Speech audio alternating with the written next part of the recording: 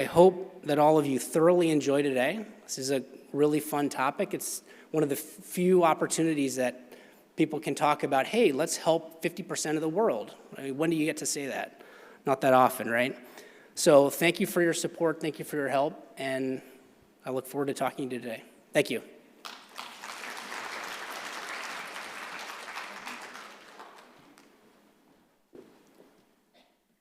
Thank you so much, Brent. So next, we have our friend, Ambassador Claire Finlay, New Zealand Ambassador to China. So please, Ambassador, is she was here. I saw her. Oh, there she is. She's already up here. There you go. It's like that. Thank you, Ambassador. Thank you. Tēnā koutou, tēnā koutou, tēnā koutou katoa.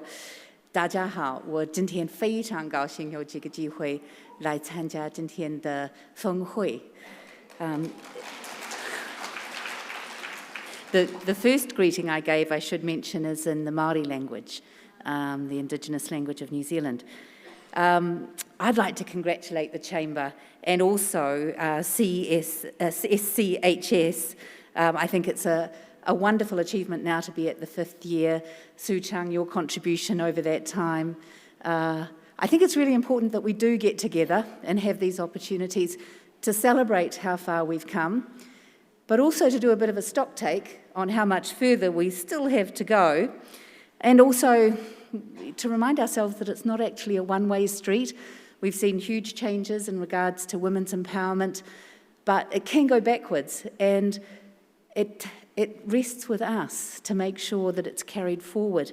And I'm guessing that when my good friend Smriti, who will be speaking on behalf of UN Women straight after me, speaks, that she'll be talking about Choose to Challenge, the UN challenge to all of us in the context of women's empowerment.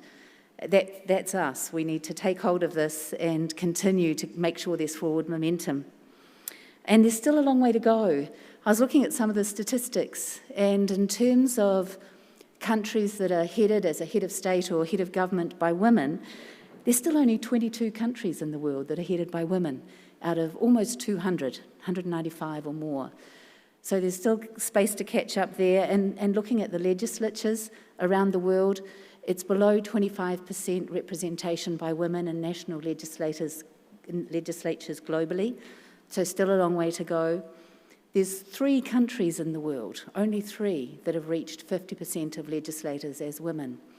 And also looking on the corporate side and looking at my own country as well, particularly in the large corporates. You look in the boardrooms, we're still struggling to break the 30% mark for women in senior leadership in listed companies. We do better in terms of leadership of government sector agencies and ministries. That tends to be around 50%. But on the private sector side, we still have a long way to go. And this is despite coming from a country where our head of state for the last 70 years has been a woman. I'm talking about the Queen. Our country's a member of the Commonwealth. But also her representative currently in our country, the Governor-General, is a woman. Already her success has been announced. That also will be a woman. And certainly our Prime Minister, Jacinda Ardern, the 3rd woman Prime Minister that New Zealand's had, and who acknowledges that she stands on the shoulders of her predecessors. You know, even with the leadership of someone like Prime Minister Ardern, we still have a lot of areas where we need to catch up as a country. I think COVID has also brought home to us the impact that this sort of disruption has had on women. Of course, we've seen women in the front line of response, women in leadership as well, and I think later in the session we might talk about the track record of women leaders in terms of the COVID response, certain patterns of leadership that perhaps have reflected in successful outcomes in terms of managing COVID. But also women have been on the receiving end of some of the worst impacts of COVID. For example, in developing countries, the informal sector of employment has been impacted most significantly, more significantly than more formal forms of employment. And in developing countries, women you know, 60% of women's jobs are in the informal sector, which means they've been impacted disproportionately by the economic disruption that's been triggered by COVID. We hear a lot about Build Back Better, and that's certainly the approach that my country's been taking in terms of economic and social policies to ensure that the economy and the society that we're building back is a more inclusive society that relates to women, but also to other sectors of society that have perhaps traditionally not fully benefited from the economy. This year, New Zealand is chairing the APEC meetings. We're doing it all virtually, but we've made inclusiveness across gender, across ethnicity, Indigenous people, SMEs.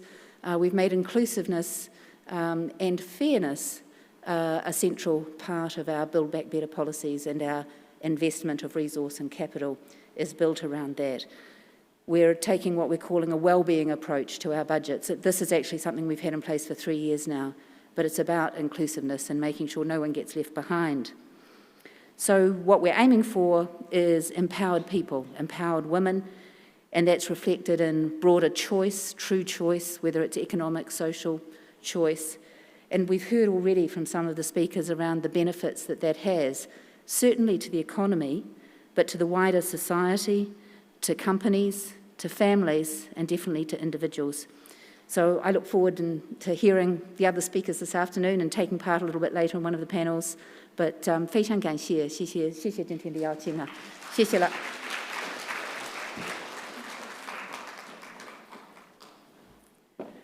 Thank you, Ambassador. And next, last but not least, we have Sumiti Ariel, Head of UN Women China, to deliver another welcome speech. Thank you.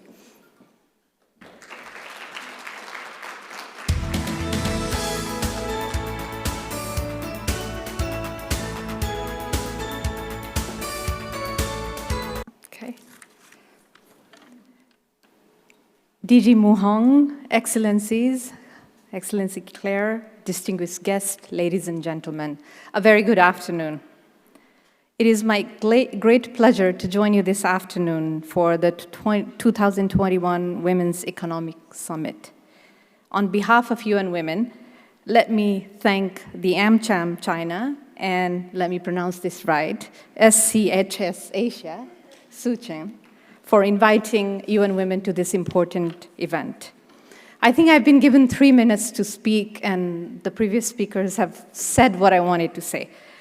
But I will go ahead and say the 3 things I want to say. So the first one, yes, as Sue mentioned, while the purchasing parity of women is increasing, the pandemic has had the most detrimental impact on women's rights agenda globally. A 2020 study done by UN Women and UNDP globally shows that there are more than 435 million women and girls in 2021 living under $2 a day. Okay? And 47 more million women pushed into poverty this year because of COVID-19. This is in addition to millions of small and medium-sized enterprises who've had to shut down businesses everywhere and not have enough to eat, and also share a lot of extra home at home. In 2020, 740 million women work in informal economy around the world, and their income fell by 60% globally in the first few months of pandemic. These are UN Women data, of course, and they're publicly available everywhere. The unpaid care work, which previous speakers spoke to, it was before pre-COVID time, it was 3 times more work, 3.5 times more work done by women globally, the unpaid care work. In COVID, it's increased up to 6 times more. So this is an alarming situation. It's an epidemic of its own, if I can say so. Sadly, though, this is not a new phenomenon. Much of what we see today and much of what I mentioned just now, it has been pre-existing. It's not a new thing. And it's deeply rooted in structural inequality. So while we talk about individual changes, yes, and it's a drop of water that makes the ocean. We all need to change. But there are policies and laws and practices that also need to change.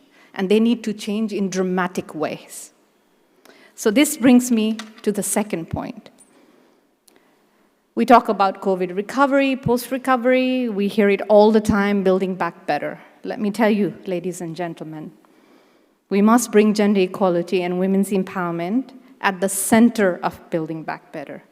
There is no economic recovery without a focused attention, increased resources. The women's rights agenda has very little money in national budgets and planning, around the world, that is, and targeted actions. What I mean by that is moving from a lot of lip service. Somehow, gender equality is a low-hanging fruit. Everybody likes to talk about it. It's true, but it doesn't always translate into concrete actions backed up by investment, and that is what is needed, a genuine commitment. I think Excellency Claire spoke to this point earlier. The business case, and I think Mr. Brent said it, I have another data. It's palpable. If women were to able to participate in economy equally, it would result in nearly an estimated 160 trillion increase in global GDP. That's huge. In other words, 21.7% human capital wealth. And my final point, and I had 3 points embedded in the final point. Sorry, it's a little over 3 minutes, but I'll try to be brief. So what we need in building back better is really business unusual. And I guess this is what Choose to Challenge is talking about, and I want to highlight 3 points here. The first, business unusual. The 2030 agenda makes it clear the role of private sector, and I think especially in the COVID time, we see the important role played by private sector, and we have many partners here today, in advancing sustainable development agenda, in advancing gender equality, has never been so important and clear, and that's an opportunity. So what can the private sectors do? They need to sign up and commit and translate these into actions, the gender equality principles, empowerment principles. In UN Women, we call them WEPs, W-E-P-S. Many of you have signed it today. And what it allows is the 7 principles. It allows private sector and makes them commit to creating a safe, a dignified, inclusive workplace for women and men and from people from different diversity, and offers equal opportunity for leadership, for promotion, for family-friendly workplace policies, such as childcare support. Mr. Roberts spoke about this, such as flexi time, such as paternity leave. China has one of the best maternity leaves, 4 months. That's a huge achievement. I think now it's time to move up to paternity leave, where parents and fathers are also allowed that time off to take care of family members.